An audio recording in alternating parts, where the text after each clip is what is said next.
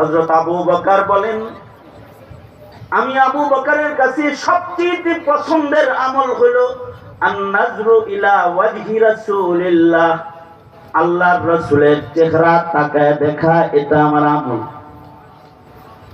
এই কারণে কিয়ামত পর্যন্ত এরকম মাহফিল হবে, হাজার হাজার জনতা আলেমের চেহারা দেখবে। কারণ নবী দেখতে পারবে না, তারা আলেম দেখে দেখে নবী দেখার সব কামায়ের জন্য বসে যাবে।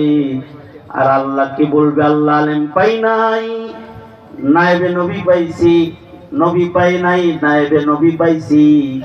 ও আল্লাহ, নবী দেখতে পারি নাই, নায়েবে নবী দেখলাম, তুমি আমারে মাফ করে দাও। কারণ আন-নাজরু ইলা ওয়াজহি রাসূলিল্লাহ, নবীর চেহারা দেখাও একটা মুস্তাকিল ইবাদত। এই কারণে আলেমের চেহারা দেখাও ইবাদত। এই কারণে আলেমদের চেহারা দেখলেও লাভ হয়।